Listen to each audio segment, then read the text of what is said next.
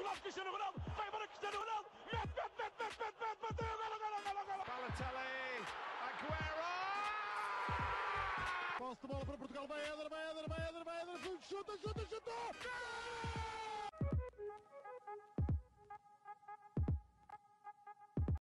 Olá, sejam muito bem-vindos a mais um episódio do podcast dos Panencas. Estou na companhia do habitual Miguel Rocha e do, num certo sentido do termo habitual, João Gil, que já gravou algumas coisas connosco este ano. Gil, como é que estás? Como é que te encontras no teu estado de espírito, digamos assim? Boa tarde, Blanco. Boa tarde, Rocha também. E olá a todos os que nos estão a ouvir. Estou bem, estou bastante bem em termos de saúde, sim, mas agora em termos futebolísticos, que é o que estamos aqui mais a tratar. Estou contente pelo primeiro jogo da temporada 2022-2023 do Benfica, que decorreu outro dia com o Passos de Ferreira. Acho que foi um bom primeiro jogo para abrir a pré-época. Portanto, olha, estou com um bom mood agora. Isso é bom, pá, isso é bom. Eu pensar que o Benfica já estava em pré-época desde o jogo com o Liverpool. Mas pronto.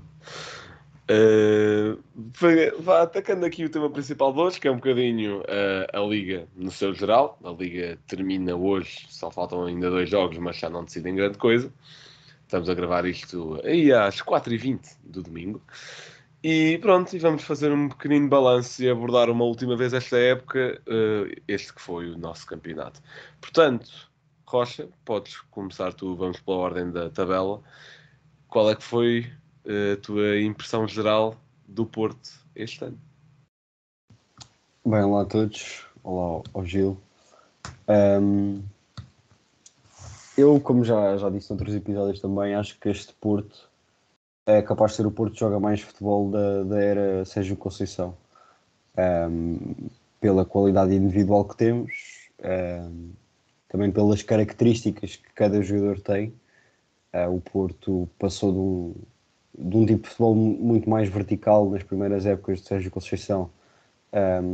Também pelas características que os nossos jogadores tinham nessa altura. Obviamente que o destaque, entre aspas, é Marega, mas mesmo outros jogadores como Tiquinho Soares ou Aboubacar eram jogadores com muitas mais dessas características, e até mesmo um meio campo como, por exemplo, o Danilo Pereira e Héctor Herrera, que não são propriamente criativos, digamos assim. Enquanto que nesta época as características dos jogadores são bastante diferentes.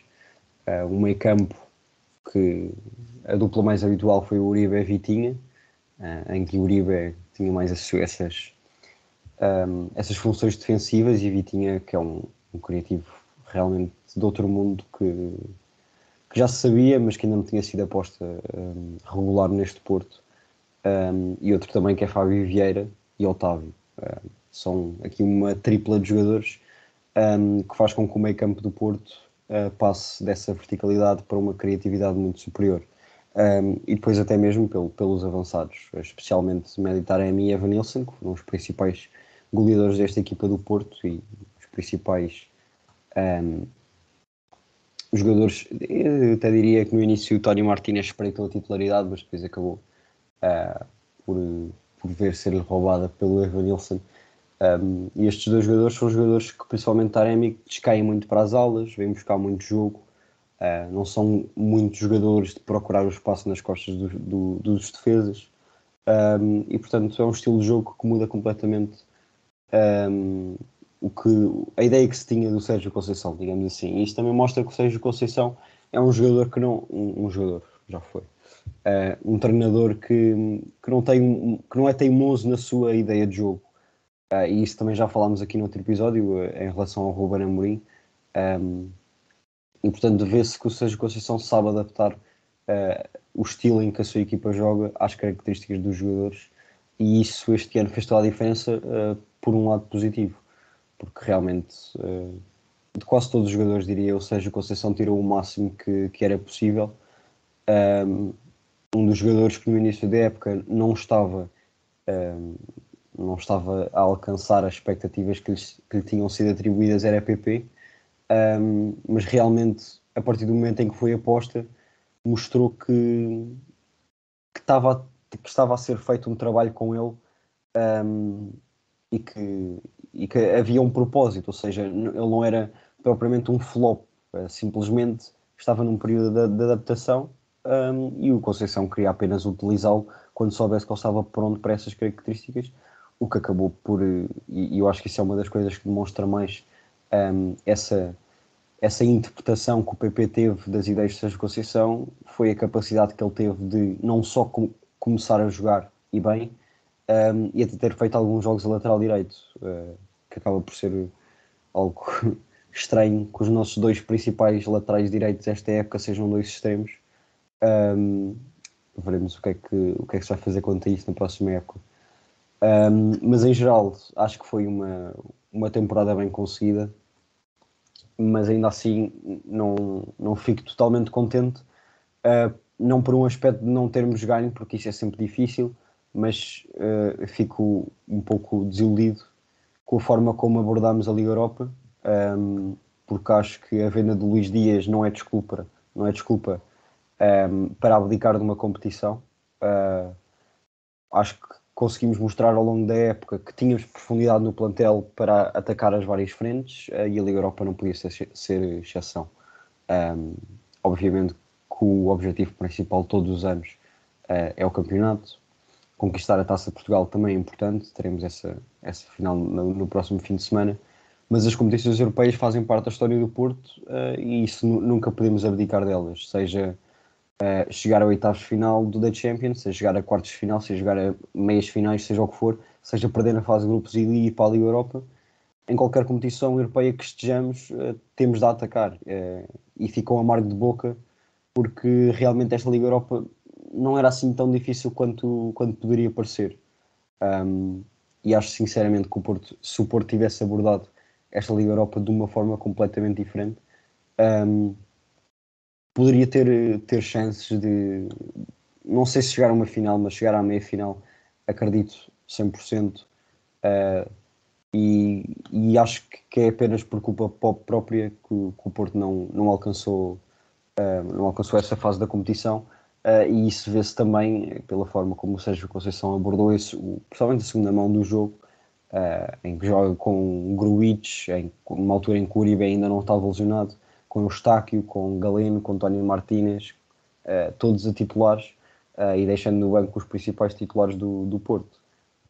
E portanto, não termos chegado mais longe na Liga Europa é o único aspecto negativo que eu vejo desta época, e acaba por ser um aspecto negativo que dependeu apenas de nós. Portanto, é aqui a única coisa que eu tenho a apontar a esta época do Porto, porque de resto foi sem espinhas. Recorde de pontos na Liga, melhor ataque, melhor defesa e justos campeões.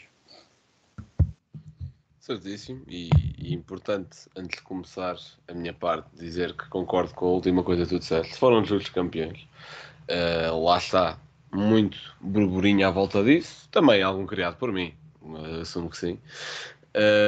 Bem fundamentado, claro, sempre. Mas justos campeões, e isso ninguém vos pode tirar, e por isso parabéns. Agora passando para o Sporting. Já disse isto aqui, e volto a repetir. Eu acho que a época de Sporting é uma desilusão. Não diria que é uma desilusão tão enorme como, por exemplo, a do Benfica, mas eu não me estou aqui para comparar rivais, estou-me aqui para comparar a nós próprios. E comparando-nos a nós próprios, um Sporting campeão contentar-se com uma taça da Liga e uma supertaça, para mim não pode ser. Agora, não posso dizer que o Sporting não esteja no caminho certo. Ou seja, percebe-se que o plantel está a ser bem formado, até em termos de contratações já para a próxima época. O Santos Justo já chegou, Morita também praticamente fechado, ainda há as zonas a reforçar, mas acho que o Amorim já percebeu que talvez atacar uma época com dois avançados, sendo que nenhum deles é bem 100% um ponta de lança, talvez não seja a melhor ideia, que ele não é o Guardiola ainda.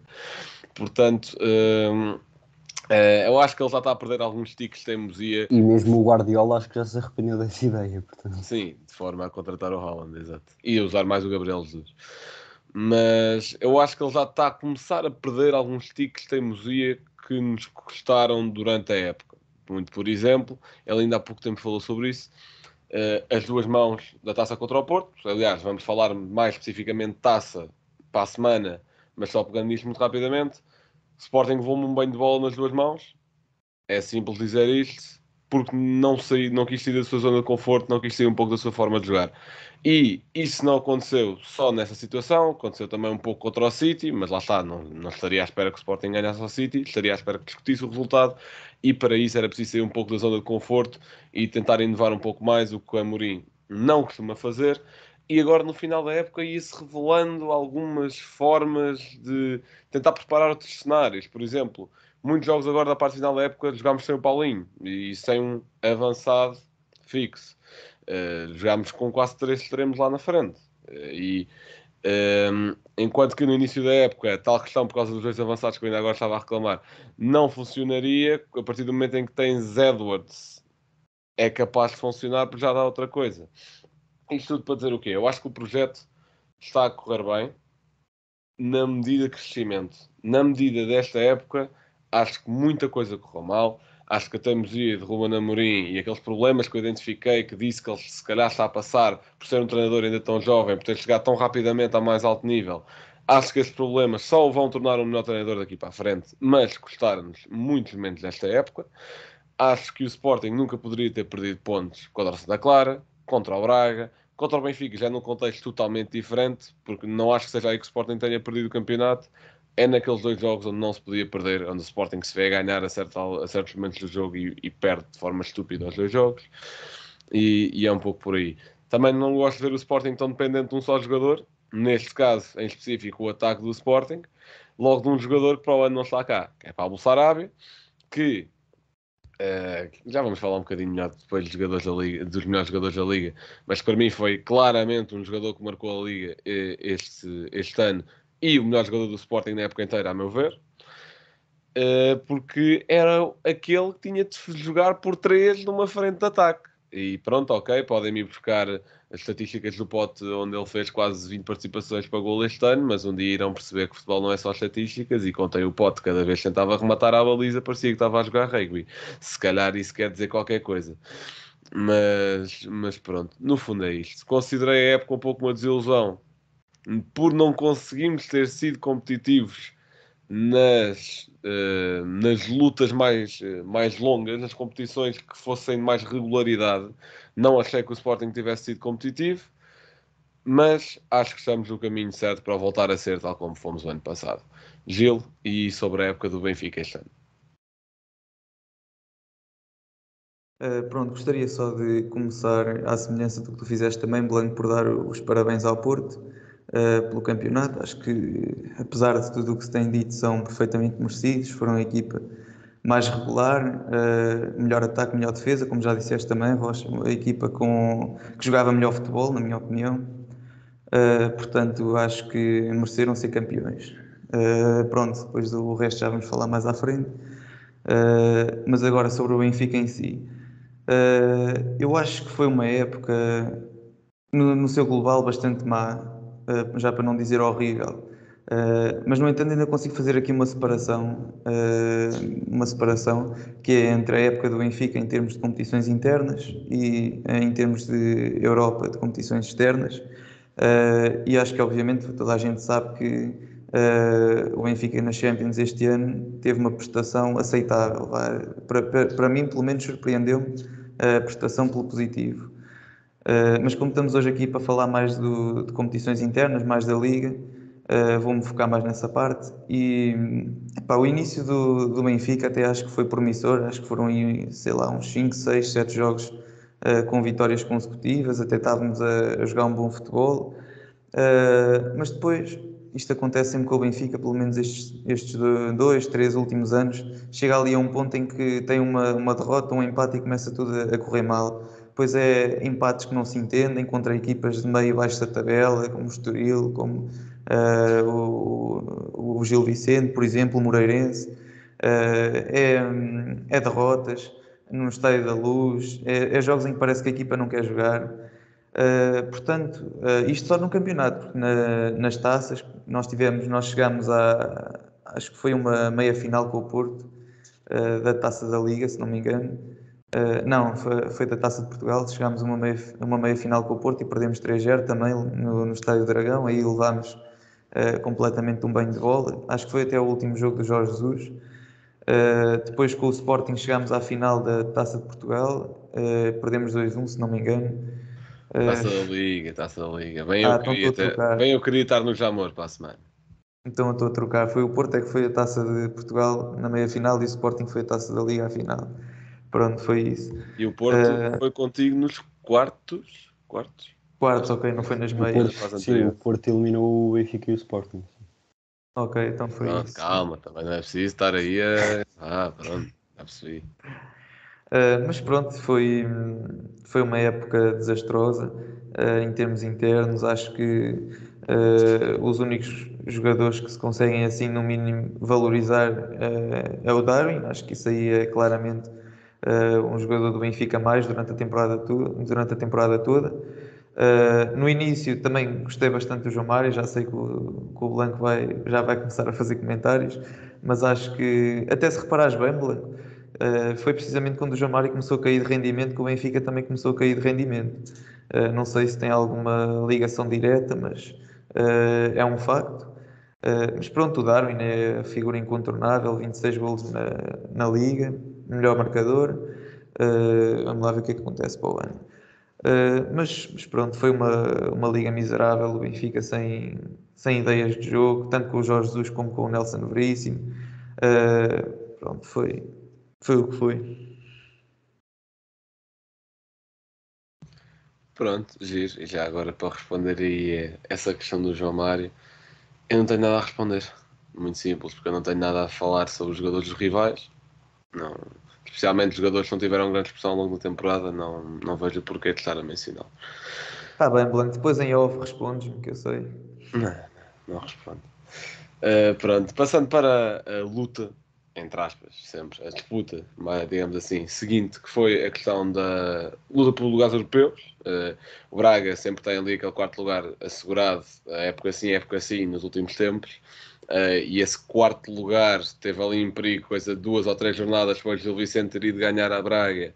Mas ao longo do campeonato, por muito que o Braga tenha sido inconstante, ali em certas alturas, nunca esteve em perigo. A real competição foi ali entre Gil Vicente e Vitória, na questão da vaga para a Conference, e o Gil Vicente assegurou, até porque hoje há um confronto direto entre os dois que já não conta para nada, porque o Gil Vicente despachou o trabalho em casa na última jornada.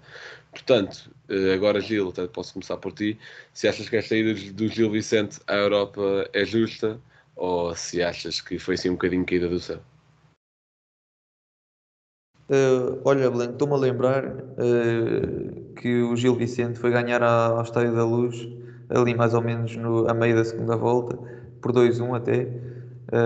Um jogo até bastante polémico, mas foi ganhar à Luz. E eu lembro-me de ter ficado impressionado com o futebol praticado pelo Gil Vicente nessa altura, se bem que eu acho que o Gil Vicente tem vindo talvez a perder fulgor para as últimas jornadas e a não jogar um tão bom futebol, porque naquela altura eu acho que atrás do Porto, acho que era o clube que jogava melhor futebol na Liga, naquela altura do jogo com o Benfica, em que ganhou. Apesar de tudo, pelo que fez na Liga, pronto, para estar no lugar que está, em quinto, acho que acaba por merecer, está em quinto lugar, acaba por merecer. Muito bem, muito bem. E gosto como tu puxas, consegues puxar sempre abraço ao Benfica. Rocha, a mesma pergunta? Eu acho que merece completamente. Também concordo que houve um período em que o Gil Vicente realmente jogava um futebol superior e acabou por adiar esta decisão de quem ia a este último lugar europeu, porque houve ali um período de 12 jogos em que o Gil Vicente não perdeu e foi jogar fora a Braga, fora ao Dragão e fora à Luz. E em nenhum desses jogos perdeu, tendo até inclusivamente ganho ao Braga e ao Benfica e empatado no Dragão. Portanto, é uma equipa que joga bom futebol e lá está. Acho que tem jogadores que eu acho que já falámos disto também no último episódio, que podem dar o salto. Pessoalmente diria o Pedrinho e o Fran Navarro, e o Samuelino, que neste caso já deu. Não, o Fran Navarro ainda não está nada decidido, Blanco. Mas acho que são jogadores que vão sair do Gil Vicente, e isto é o que acaba por acontecer nestes clubes, que pode prejudicar também a sua performance na Europa. Aconteceu quando foi o Passos, acho que a Académica também chegou a ir. Sempre que vão esse tipo de clubes, é porque na época passada tiveram jogadores que realmente fizeram toda a diferença, mas que infelizmente para eles na época seguinte acabam por sair.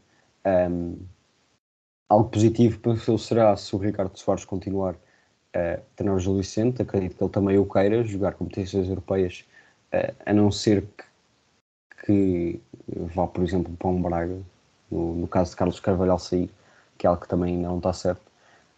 Mas acredito que ele queira continuar neste Gil Vicente, e acho que são justos vencedores, porque cada equipa acaba por ter os seus objetivos, e nem todas querem conquistar o título, ou nem todas querem chegar à Europa. Neste caso, um dos objetivos, acredito eu, mais a meio da época do que propriamente no início do Gil Vicente, foi chegar a um lugar europeu, e acabou por conseguir. O Vitória bastante abaixo do que se estaria à espera. No início da época, o Pepa acabava por dar esperanças, digamos assim, ao Vitória de uma campanha diferente nesta liga, que acabou por não dar. E acho que isto, principalmente nos últimos anos, tem sido a disputa entre Braga e Vitória pelo quarto lugar, e o Vitória ficar fora do top 5 acaba por ser uma grande desilusão internamente para o Vitória. Não podia concordar mais convosco. Obviamente que o Gil, não o convidado do clube, mereceu ir à Europa. E sobre essa questão de ter praticado a uma certa altura do campeonato o melhor futebol, posso concordar. E lá está, acho que não é desilusão não terem conseguido manter durante um largo período de tempo, porque apesar de tudo são uma equipa fora dos top 3, 4 em Portugal. Portanto é muito difícil, com os recursos que têm, fazer uma época assim tão constante. E o Ricardo Soares até conseguiu fazer a um nível bastante aceitável com os recursos que tinha, e começou a aplicar o melhor futebol possível com aquilo que tinha. E acho que lá está, para este tipo de equipas, ou seja, fora de Benfica, Porto e Sporting, se isto não é o título, o que é que pode ser um título? Não é? Pronto, obviamente não ganham uma taça, pronto, se calhar para alguns é chamada taça de cartão, ok?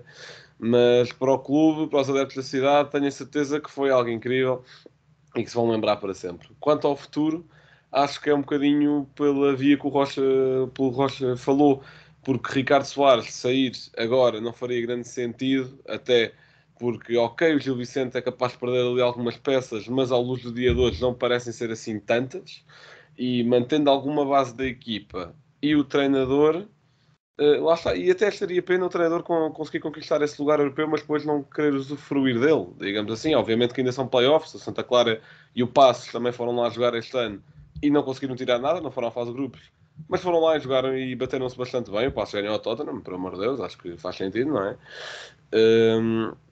E acho que seria pena abordar, ou melhor, envergar pela abordagem Pepa, de sair um bocadinho antes. E também quanto a Pepa, acho bem o Vitória não ter despedido a meio da temporada, e se não despediu a meio da temporada é porque vai continuar para o ano. E acho que isso faz sentido, dá continuidade ao projeto. Relembrar que o Ferguson demorou para aí uns 6, 7 anos até ganhar um campeonato com o United, sendo que ali no primeiro ou no segundo, num deles, eles acabou por ficar em 13º na Liga Inglesa.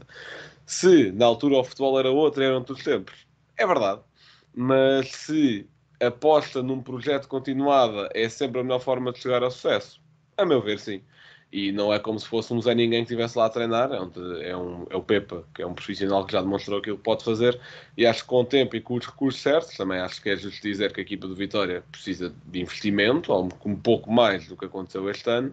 Não é só a política de transferências que tem feito nos últimos 3 anos, que é abrir a lista do Wonder Kids do FM, ver quem é que está sem contrato e ir buscar. Não é bem só assim que isso funciona. E acho que é dando tempo aos projetos que as coisas acabam por correr bem. Portanto, realmente acho esta decisão de passar o Pepa de uma temporada para outra muito boa. Algo que não costuma acontecer em Portugal. Aliás, ainda a coisa, só foi o ano passado, foi no anterior, um treinador da segunda liga foi despedido passado 3 jornadas. epá, não sei até que ponto é que isso vai valer a pena, ou que processo de scouting e de entrevistas é que houve antes de lhe proporem o trabalho, ao ponto de perderem toda a confiança nele passado 3 jogos oficiais, vá. Mas acho que é mesmo essa a via, dar tempo ao tempo e dar tempo aos projetos e aos profissionais, e acho que essa vai sempre ser a melhor forma de chegar ao sucesso. Quanto à despromoção, ou às despromoções, quem caiu foram Bessade e Tondela e Moreirense vai ao play-off. Por aqui posso começar eu, porque eu acho que a queda da Bessade soube bem a qualquer adepto de futebol em Portugal. E atenção, já falámos aqui muito mal da Bessade ao longo destes mais de 2 anos de projeto. E não quero mais sublinhar que não tenho, pelo menos eu, e tenho a certeza que o Rocha também não e que o Rodrigo também não tem, nada contra dirigentes da Bessade, jogadores da Bessade, profissionais da Bessade, o que quer que seja. Quer dizer, contra dirigentes um bocadinho, mas contra profissionais e atletas, nada, zero. Eu apenas acho que empresas a querem vá fazer um interturmas que fazem tipo entre colegas de trabalho e isso, tentar adaptar isso à Primeira Liga não acho que seja a melhor forma. Jogos sem adeptos também acho que não seja a melhor forma e não conseguir-se manter um clube vivo sem contar com as receitas televisivas também não acho que seja a melhor forma. Isto tudo para dizer o quê? Obrigado, Bessade, por terem descido. Porque não só conseguiram estragar um histórico do futebol português durante uns anos e obrigá-lo a reerguer-se, como conseguiram manchar o futebol português no período que tiveram na primeira divisão. Mesmo a única coisa que era o oásis no deserto dali era mesmo o Afonso Sousa. E mais jogadores, estou a destacar o melhor, pelo menos para mim. O Tomás Ribeiro no período que esteve lá, também era muito bom. E lá está, tenho esse plano de consciência que os jogadores não têm culpa nenhuma, a equipa técnica, staff, médico, o que seja, não têm culpa nenhuma do que o clube tem vindo a fazer nos últimos anos e segurar-se a 100% assado, a ver se depois os belenenses o aceitavam de volta, mas perceberam que os belenenses afinal têm uma espinha dorsal e não os aceitavam de volta, portanto iam-se mantendo vivos só porque sim, e agora vão para a segunda, e vamos ver se vão para a segunda e se não são mesmo distintos, porque lá está, como eu tinha dito, o clube não se consegue manter vivo sem as receitas televisivas da Primeira Liga, o que, para mim, não dá pena nenhuma.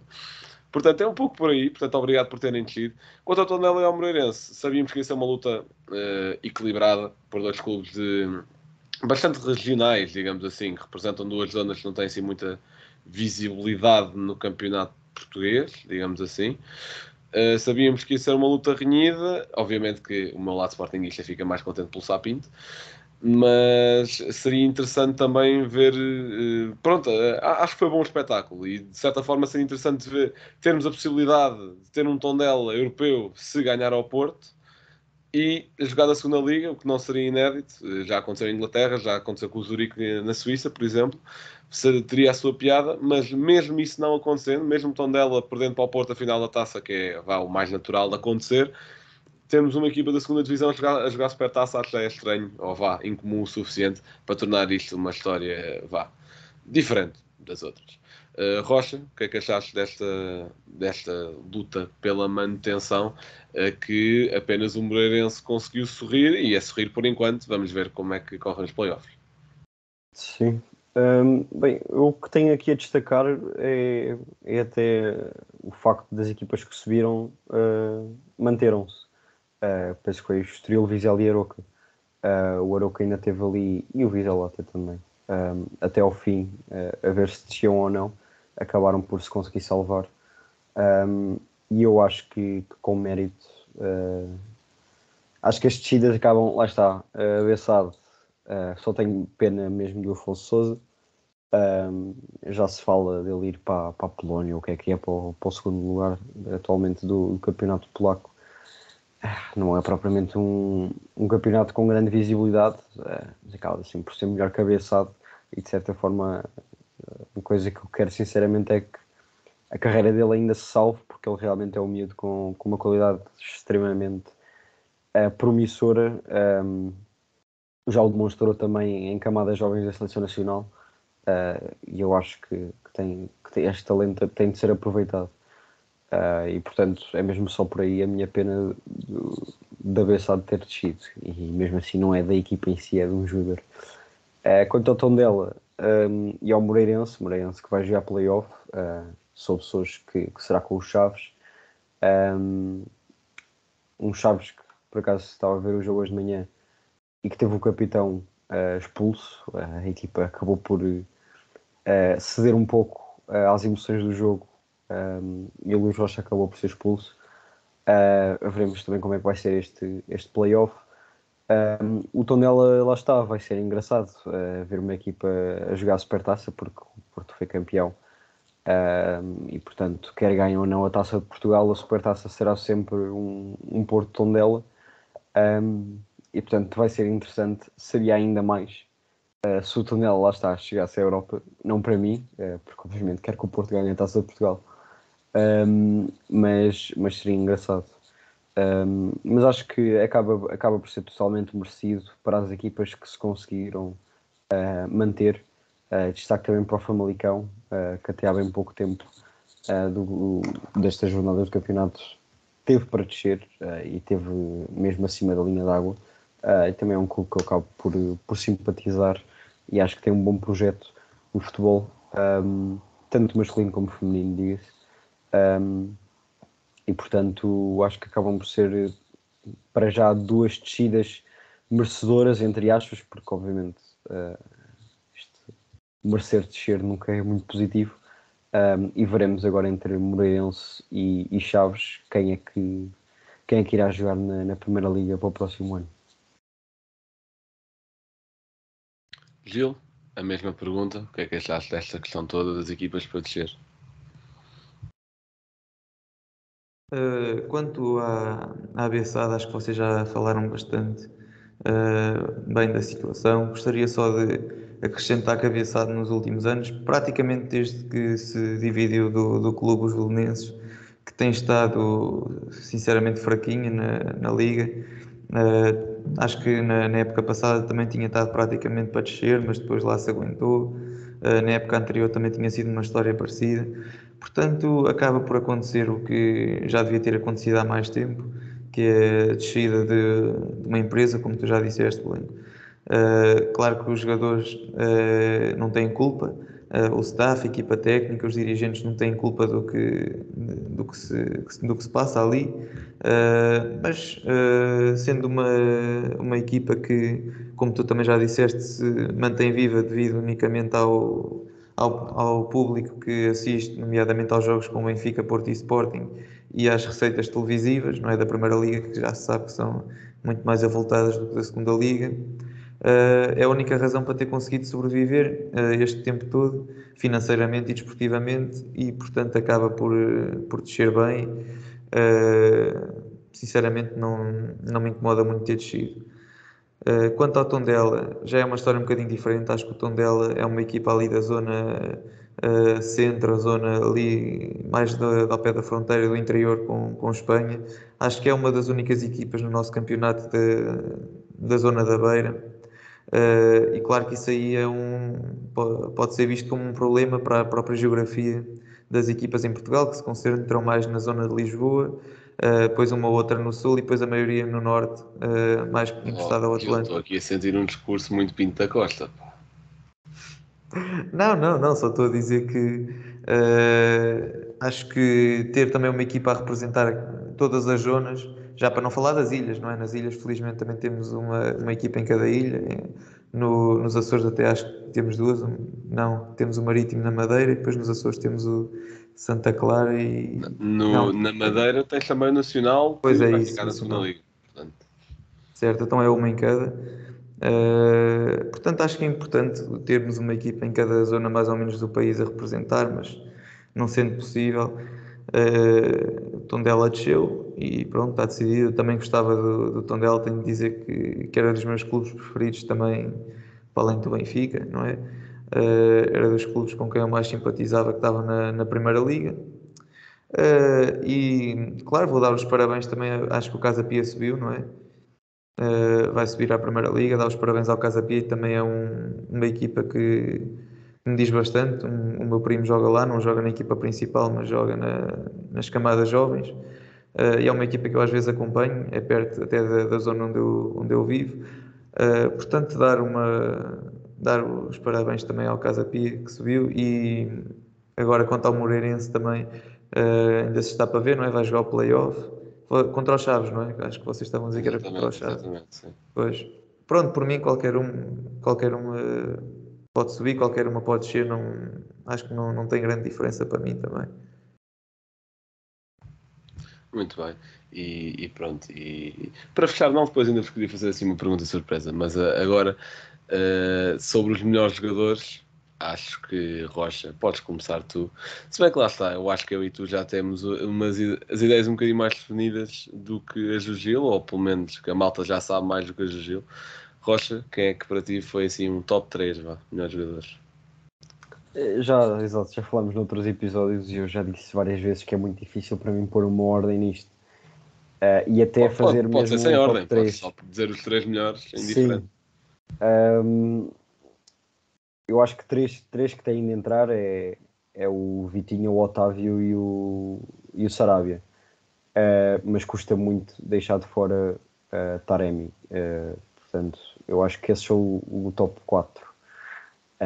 E em questão de ordem não faço mesmo ideia. Porque no caso do Sarabia, obviamente, foi o melhor jogador do Sporting nesta época.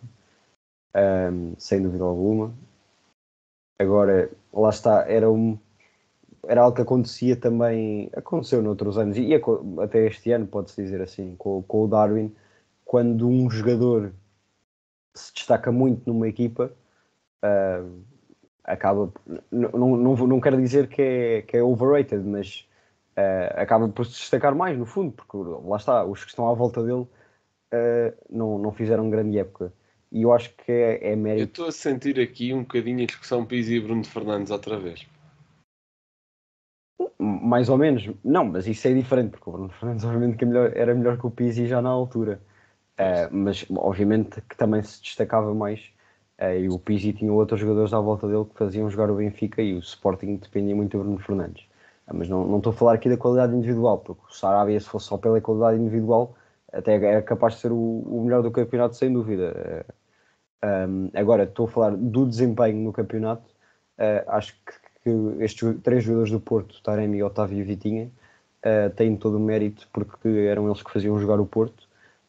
E obviamente porque não podia faltar aqui a menção honrosa ao Luís Dias, que se não tivesse saído a meio da época era o melhor jogador do campeonato de longe. Aí já agora vi uma notícia no outro dia que ele já ia estar no top 15 para a Bola de Ouro, veremos se é verdade ou não.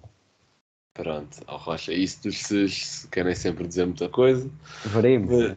Mas falando de factos, o meu top não difere muito daquilo que tu disseste. Se calhar apenas tirar a Otávio para colocar Fábio Vieira. Já disse aqui muitas vezes que no período em que ele foi titular de caras no Porto, para mim foi o jogador mais importante do Porto, de alguém que veio de fora, digamos assim.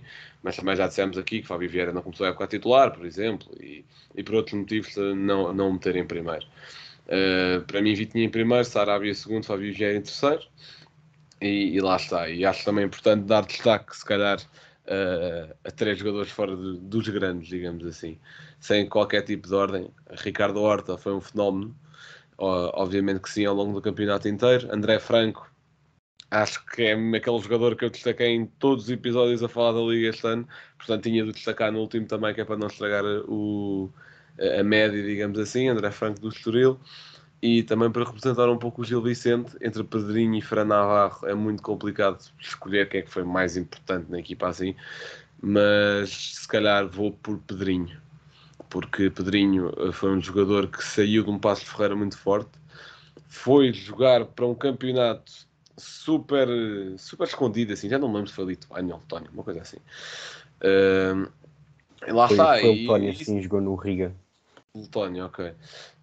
E lá está, isso também nos deve levar um pouco a pensar o que é que faz um jogador querer sair de uma equipa que luta ali para estar em 6, em 7 no campeonato português, a ser titular de caras numa equipa da Letónia.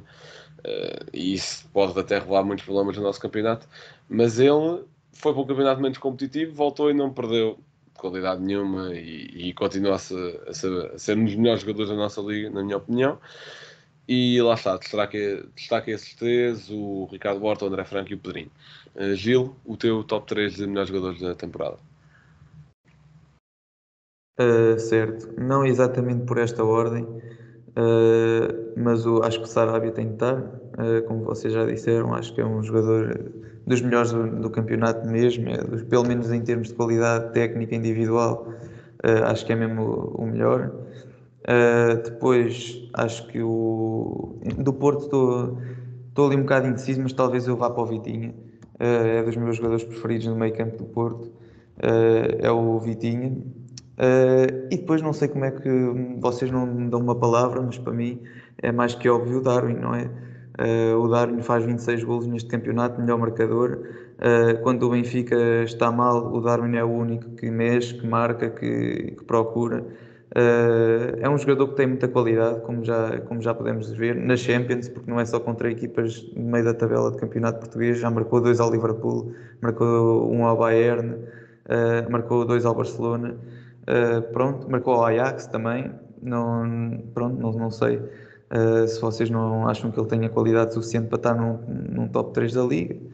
Pronto, é a vossa opinião, o que é que eu tenho, o que é que eu posso dizer sobre isso? Eu posso, só para me defender, já o disse aqui várias vezes, não sou um hater de Darwin, mas nunca, acho que ele não tem assim tanta qualidade técnica para valer tanto, principalmente. E para estar num top 3, ou se calhar até pode entrar, tendo em conta a quantidade de golos que marcou, obviamente foi o melhor marcador do campeonato. Mas eu acho que se esgota aí. Pronto, olha, Rocha, deixa-me só dizer que o ano passado eu achava que o Darwin era completamente horrível em termos de técnica, não dominava uma bola, parecia que tinha tijolos nos pés. No entanto, não sei se tu tens acompanhado os jogos do Benfica, pronto, ultimamente, esta segunda volta especialmente, mas acho que ele tem melhorado bastante nesse aspecto. Acho que ele já faz domínios difíceis, passa até minimamente bem. Acho que ele tem melhorado bastante nesse capítulo. Até se fores ver o gol que foi anulado ao Benfica contra o Porto, aquele gol em que o Darwin faz uma recepção bastante difícil e depois tira da frente um Mbemba de uma forma boa, espetacular. Portanto, isso aí já revela uma qualidade técnica minimamente aceitável. Mas pronto, é esta a minha opinião. Muito bem, muito bem. Bem, em primeiro lugar, dizer que há algum motivo por termos convidado para o último episódio a falar sobre a Liga. Porque eu virei para o Rocha e disse: nós precisamos aqui de uma opinião de alguém do Benfica para equilibrar um pouco as coisas. E lá está, é bom haver esta diversidade e pluralidade de opiniões, porque é assim que a democracia funciona. E o projeto Spanenka condena qualquer ato não democrático. Mas, e pronto, e em relação ao Darwin, tal como disse há pouco em relação ao Pote, uso o mesmo critério. Acho o Darwin bom jogador, mas não é para tanto. Acho que é um pouco por aí. Se há bocado para o Pote dizia que estatísticas não é tudo, para o Darwin é exatamente a mesma coisa. Olha, já agora, só por Força, teres pegado nisso do Pote, acho que o Sporting cometeu dos maiores erros de sempre não ter vendido não vender. o Pote no último mercado de verão, porque Pois eu acho que o era Sporting bem tem um dos capaz de ter ido maiores erros de sempre, ainda há 6 milhões por 50% do passe. Portanto, Não, mas independentemente se o ano por passado não qual. tivesse vendido por 40 ou 45, que não era ali improvável, acho que chegaram a aparecer propostas dessas. Sim. Eu de Agora, facto este ano, adoro já não venho financiar certeza. e dar 20 milhões ao Jorge Mendes, por acaso. Mas pronto. É um pouco por aí. Portanto, quanto a melhores jogadores, acho que estamos conversados. E agora, assim, uma pergunta mais filosófica, que também estamos aqui para fazer as perguntas mais difíceis, obviamente. Que é, obviamente que foi um campeonato marcado por bom futebol. Acho que é seguro dizer isso, mas também é um campeonato marcado pelo nosso campeonato, no fundo. Ou seja, desacatos em clássicos, ou seja, multas por tudo e por nada, ou seja, uma equipa está a dar 7-0 a uma equipa que nem tem uns elementos em campo, e podia pegar em muitos mais exemplos, porque infelizmente a Liga Portuguesa tem muitos tesourinhos para apresentar. Portanto, no fundo, o que eu quero dizer é que o que eu vos queria perguntar era qual é que era o vosso balanço do nosso campeonato nesse sentido, deste ano, e o que é que se poderia fazer no futuro para melhorar um pouco isso. Rocha, posso começar por ti.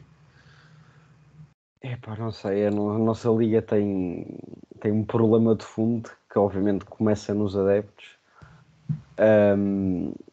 que eu não quero parecer pessimista, mas acho que é bastante difícil de contrariar, porque é a nossa cultura do futebol que é assim originalmente.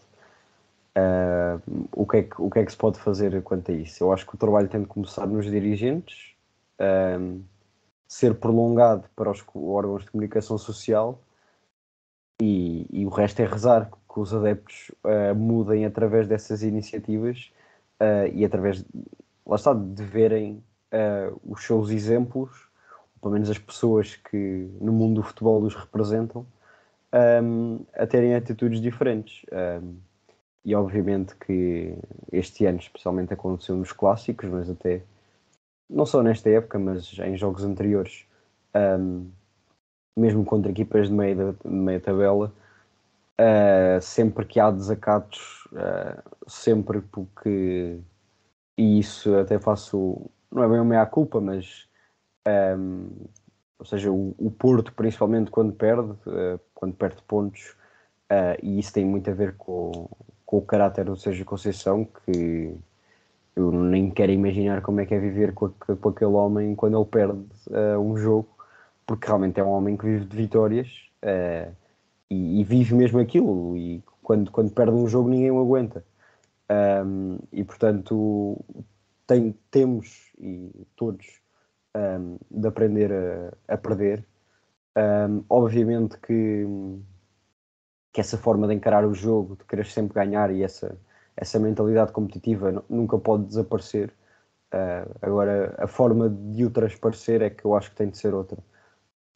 E portanto, mesmo nos próprios jogadores, a quantidade, e não estou a falar de faltas e faltinhas e pequenas discussões, estou a falar mesmo, personalmente acho que o maior exemplo foi o que aconteceu no Porto Sporting, no Dragão, que aquilo é uma completa vergonha o que acontece, porque foi tudo provocado por jogadores, não foi adeptos a invadirem campo, não foi nada, foi tudo provocado por jogadores, e isso não pode mesmo acontecer.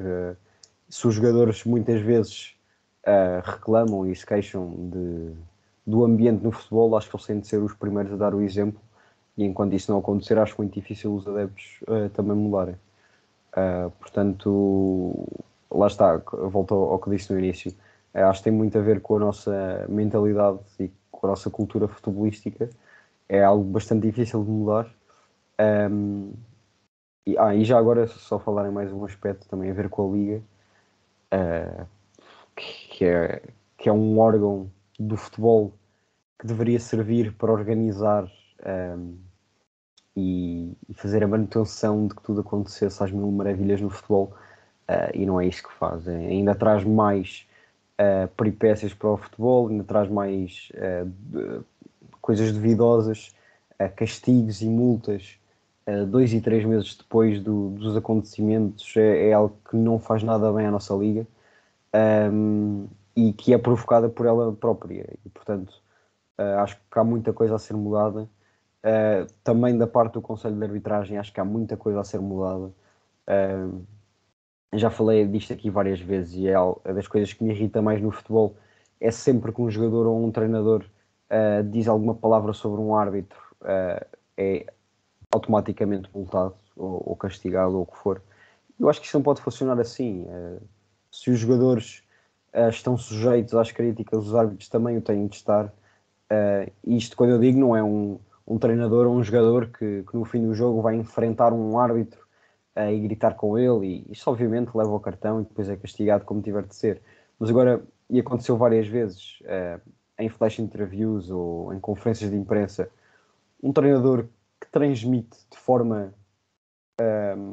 educada a sua opinião sobre o que é que foi o desempenho de um certo árbitro num jogo, não pode ser multado só porque está a dar a sua opinião. Isso, lá está. Se nós aqui defendemos também toda a democracia, isso tem de acontecer nos árbitros também. Eles não são superiores a ninguém. E eu acho que isso é dos maiores problemas nos árbitros, eles ainda não perceberem. E eu também já contei aqui que fui árbitro durante há 2 ou 3 anos, e via isso. Há muitos árbitros que querem ser o centro das atenções e não podem ser. Tem de se reduzir à sua insignificância, que é mesmo assim, porque é a verdade. Quem está lá para dar o espetáculo são os jogadores, ponto. Os árbitros estão lá para garantir que aquilo acontece, não é para serem eles a dar o show-off. E portanto, se há iniciativas que podem melhorar isso, como já falámos aqui, de flash interviews nos árbitros ou algo do género, algo que também tem de mudar é realmente essa forma como os árbitros hoje em dia são. Os árbitros, nem sei se.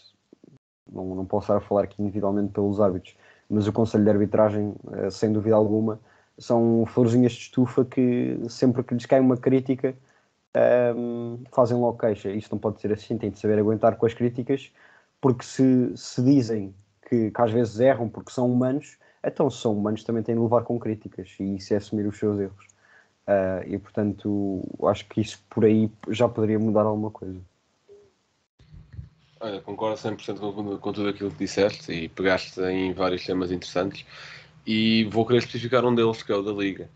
Porque lá está, isto em termos oficiais, obviamente que o nosso futebol tem muitos problemas e muitos deles lá está, passam pela mentalidade dos adeptos em certas alturas e lá está, não estou aqui a falar de claques nem de pirotecnia porque isso é querer apoiar o seu clube. Eu acho que o problema passa mesmo é por desejar o pior ao outro clube, e não é só desejar o pior, é provocar o pior a outro clube ou adeptos de outro clube, e acho que há muita coisa ridícula, e mesmo dentro do próprio clube sabemos o que é que aconteceu no dia das celebrações do Porto, não faz sentido nenhum também, em qualquer tipo de circunstância, e aconteceu com o Porto, tal como poderia acontecer com outro clube qualquer, não é por aí. Mas lá está, em termos oficiais, em termos de instituições oficiais do nosso panorama futebolístico, eu não acho que o problema seja o Porto, o Benfica, o Sporting, ou quer o Pinto da Costa, quer o Vieira. Eu acho que o pior que nós temos em termos oficiais é a Liga, que é só a pior instituição de sempre. Porque a Liga criou-se para a Federação não ter que aturar com tudo o que seja campeonato, e criou-se a Liga para tomar conta da segunda Liga, da Liga e da Taça da Liga, se não me engano. Acho que são estas as competições que a Liga organiza. E é só a pior a fazê-lo. Porque pegas num jogo de uma competição que seja organizada pela Federação, seja Taça Portugal ou seja Liga 3, que eu fui ver a final ontem, vês um jogo às 6 da tarde, vês um jogo com bilhetes a 1 euro e vês um jogo que promove o futebol e os adeptos. E isto, ok, Liga 3 é de série divisão, ao menos espetáculo. Ok, vamos jogar na Taça Portugal. Bilhetes para Sporting Porto, segunda meia-final da Taça, estavam a 7 euros. Vais ver a quanto estavam para alguns lugares agora no último jogo do Sporting. Bem, chegava até aos 40, para um jogo que já não contava para nada.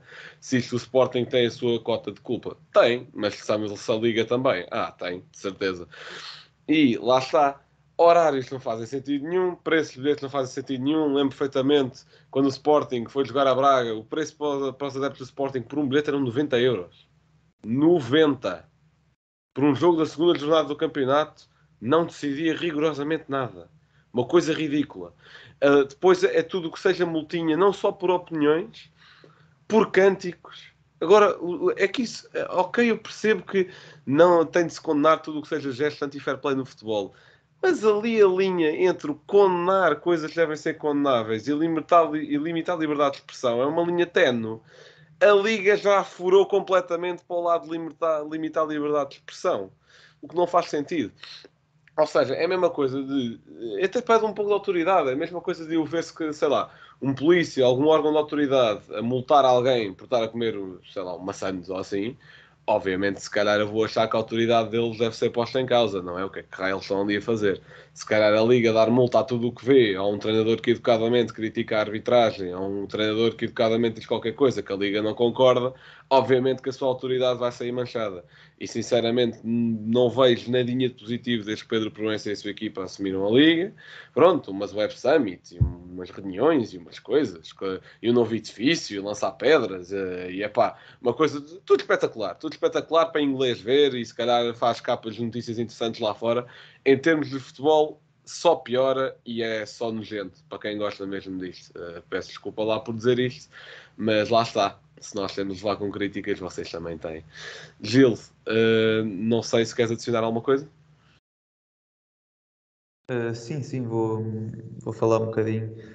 Não vou perder tanto tempo nos problemas que vocês já falaram da Liga, que acho que concordo perfeitamente, são muitos, demasiados.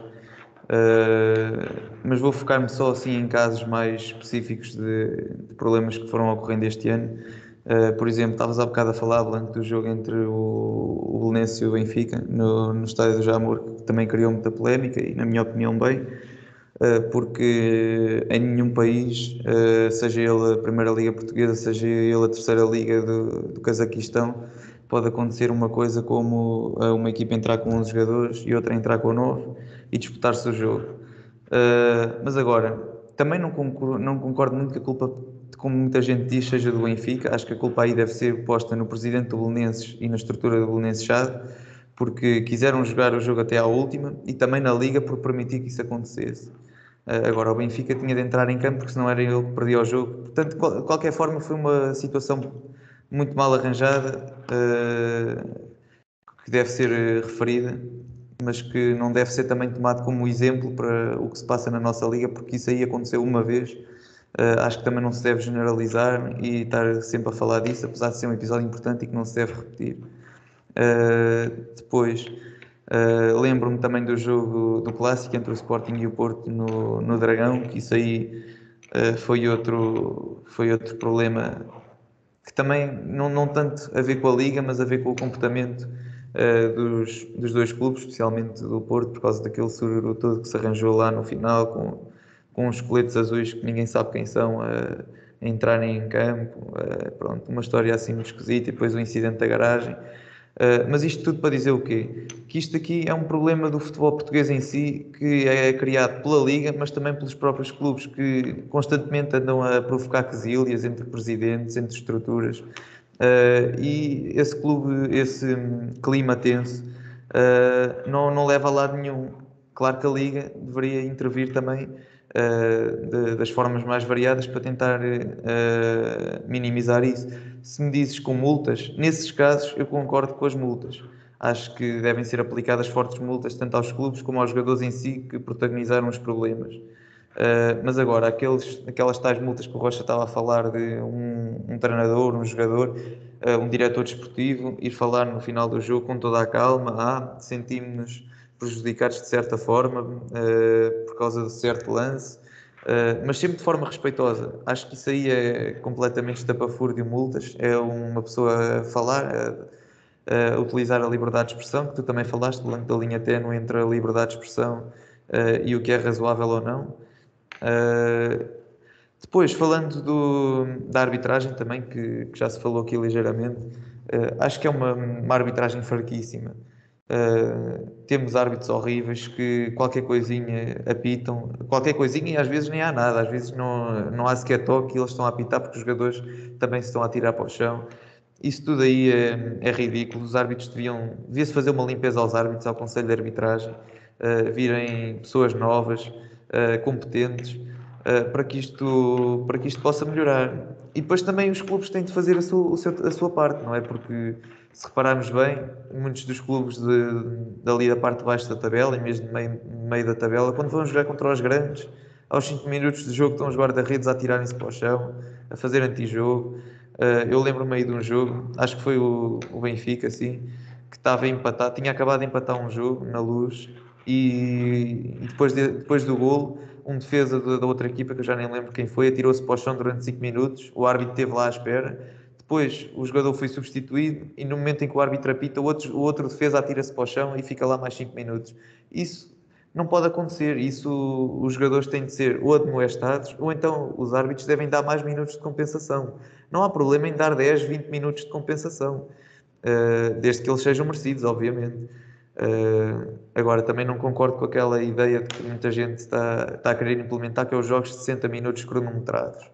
Isso aí também não parece uma boa solução, porque tira um bocado a mística do que é o futebol. Nós estamos habituados a jogos de 90 minutos, não é um jogo de futsal de 60 minutos com o tempo cronometrado. Claro que o jogo de futsal não tem 60 minutos, mas pronto, é o exemplo de cronometrar o tempo. Pronto, concluindo, acho que há muitas coisas a mudar na Liga, no futebol português. Acho que o mais importante é começar pela mentalidade dos próprios clubes, das suas declarações, de tudo o que pretendem incendiar-se uns aos outros, criar polémica. Acho que deve começar pelos clubes, depois deve estender-se à Liga, e claro, a Liga deve intervir também na arbitragem de forma severa também. E é isto. Muito bem, Leão. Rocha, se me quiseres dar o passo para a área. Só para encostares. Exato. Estando a chegar ao fim do episódio blanco, o teu facto. Muito bem, não querendo ser clubista, mas já sendo, vou falar de Pablo Sarabia, que já disse aqui, para mim, melhor jogador do Sporting este ano. Dar aqui só alguns dados. Foi o melhor marcador do Sporting este ano, 21 golos. foi o segundo jogador do Sporting com mais assistências, com 7. É a maior influência em gols do Sporting na Liga, com 30. E é a segunda vez que marca 21 ou mais 21 gols numa época por um clube, sendo que a primeira, se não me engano, tinha sido ao serviço do Sevilha. E ainda se tornou no espanhol com mais gols na história do Sporting. Portanto, isto tudo para dizer o quê? Zero dependência, não é? Zero. Por um jogador que nem vai ficar cá, que vai deixar muitas saudades, muitas mesmo, e se calhar desde a saída do Bruno Fernandes é o jogador que ao mais alto nível esteve e que eu vi. Lá está, a época em que o Sporting foi campeão foi toda fora dos estádios e obviamente que estando no estádio tem-se uma perspectiva diferente, pelo menos eu acho isso. E se calhar começava ainda a usar mais o Coates do ano passado se tivesse visto no estádio. Mas se calhar desde a saída do Bruno Fernandes é mesmo o Sarabia, assim pensando rápido, e acho que merece esse destaque. Rocha, o teu momento cultural. Acho que um dos factos também podia ser que o Porto ultrapassou o seu próprio recorde nos pontos da Liga. Mas isso tu já tinhas dado ao início do episódio. Bem, a minha recomendação... Eu já recomendei muitas coisas do Porto, sinceramente. Portanto, embora tenhamos falado da Liga Portuguesa, vou dar 2 recomendações. Uma delas tem mesmo a ver com a Liga Portuguesa. Há um vídeo no YouTube do 00 da festa do Moreirense, quando soube que ia jogar o play-off da manutenção na Primeira Liga. E nesse mesmo espírito, também já devem ter visto alguns vídeos, mas aconselhava-vos a ir ao canal de YouTube da Bundesliga, e que é o German Ultras, ver a festa do Stuttgart depois de terem marcado o gol da vitória frente ao Colónia, já aos 92 minutos. Foi uma festa de outro mundo, em que os adeptos inclusivamente acabaram por invadir o relevado e festejar com os jogadores, um deles sendo o Tiago Tomás, que ainda a semana passada tinha feito um grande gol frente ao Bayern. E portanto fica aqui também essa homenagem a um jogador português. E já agora podias dizer que o Vitinha copiou os óculos. Já agora. Mas pronto, malta, muito obrigado por terem ouvido. Gil, muito obrigado por teres participado, teres tirado um bocadinho do teu tempo para partilhar a tua sabedoria futebolística. Eu é que agradeço. Certíssimo. E pronto, malta, para a semana cá estaremos para discutir a Taça de Portugal após a mesma ser disputada, e na semana a seguir temos nada mais nada menos do que a Liga dos Campeões. Portanto, vão-se mantendo a par. Um grande abraço e até à próxima. Liverpool 3-0. Corner taken quickly, Origi!